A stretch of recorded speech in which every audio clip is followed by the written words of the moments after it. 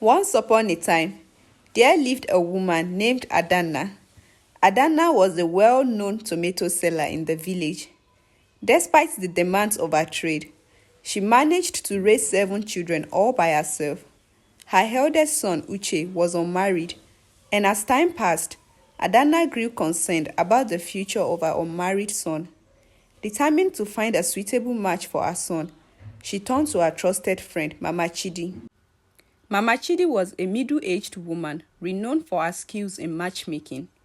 Having shared a strong bond of friendship over the years with Adana, Mama Chidi felt obligated to help. She introduced Adana and her son Uche to a charming young woman named Amma. Amma was a 28-year-old woman with a radiant dark complexion and had recently ended a relationship with her ex-boyfriend. Mama Chidi believed Amma to be the ideal match for Uche. They all met at Mama Chidi's house, and after so much deliberation, Amma agreed to give the relationship a chance. With Mama Chidi's guidance and support, the budding romance between Uche and Amma began to flourish. They began dating, and their relationship went on smoothly. At the time, Uche was working part-time teaching jobs in another village, and Amma would visit him.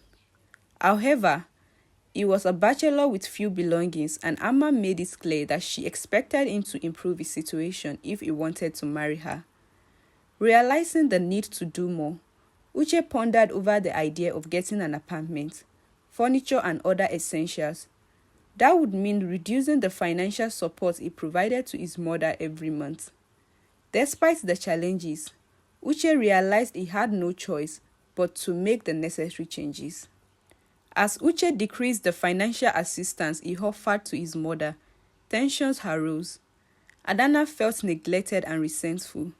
She began to harbor animosity towards Amma. She accused Amma of preventing her son from caring for her.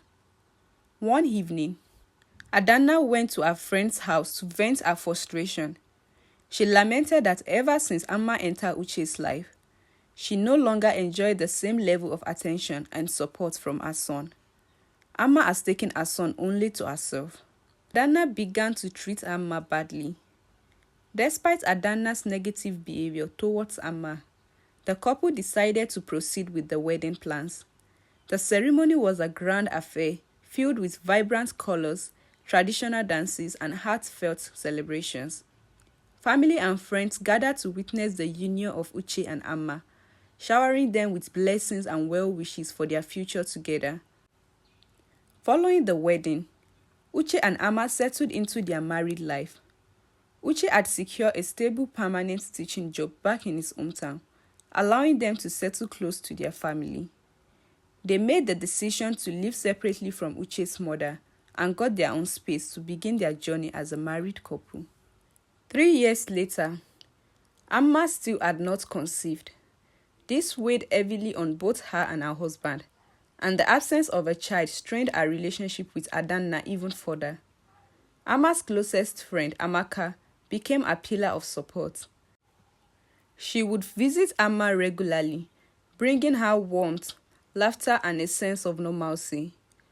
Whether it was sharing stories or indulging in their favorite memories, Amaka's presence brought a much-needed relief to Amma's heartache.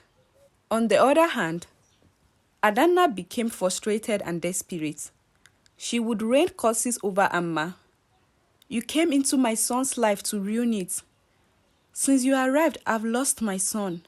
Now you can't even conceive. You are a witch." With every verbal attack, Amma felt more down.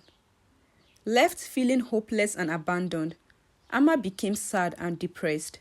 She decided to seek for help from a traditional healer.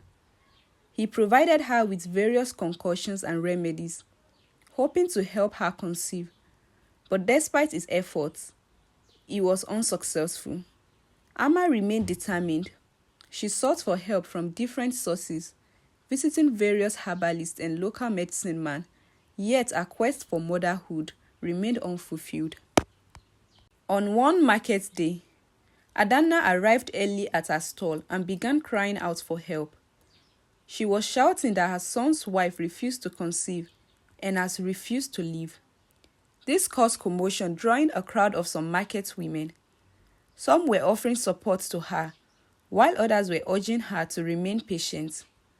Among the onlookers was Amaka, Amma's closest friend, who wasted no time in relaying the events to Amma as soon as she returned home. Upon hearing the news, Amma felt deeply sad. She became overwhelmed with sadness. She believed she had no one to turn to for guidance or support, as the matchmaker who introduced her to the family had passed away, and our home mother was no longer alive. Feeling isolated, she decided to leave the marriage. Uche pleaded with her, asking whether he had wronged her or treated her unfairly. Amma assured him that he had been her wonderful husband and that her complaints were only about his family, who had subjected her to mockery and insults.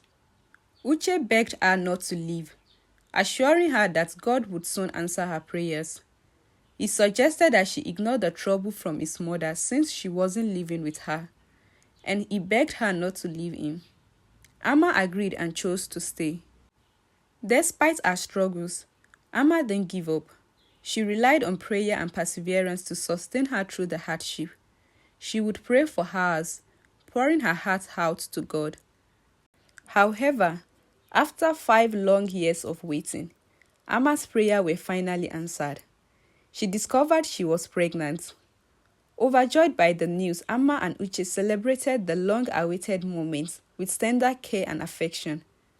Uche, eager to pamper his wife, would make frequent trips to the market to buy Amma's favorite food, even though she often experienced nausea and vomiting afterwards.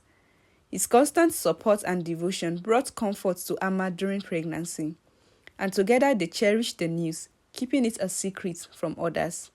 Tragically, some months into the pregnancy, Amma suffered a miscarriage.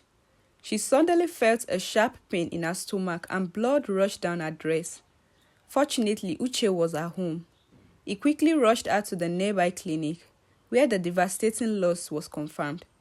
Amma was consumed by grief. Her dream of becoming a mother has just been shattered.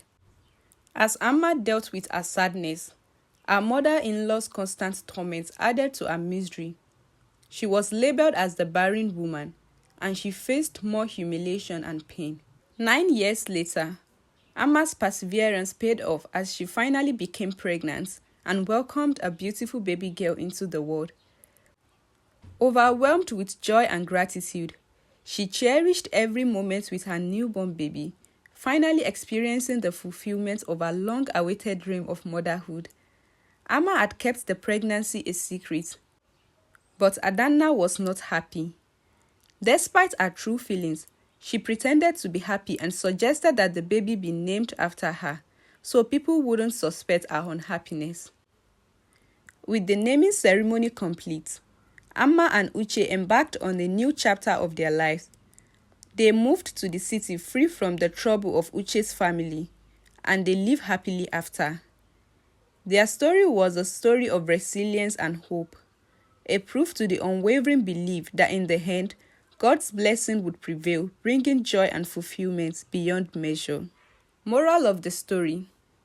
The moral of the story revolves around perseverance, faith, and resilience in tough times.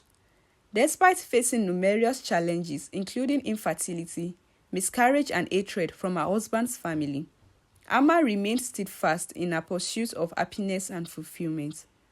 No matter how difficult life may seem, we must never give up, for miracles can happen when we least expect them. Thank you so much for watching, and I hope you enjoy it. Kindly subscribe to my channel, and do not forget to like and comment.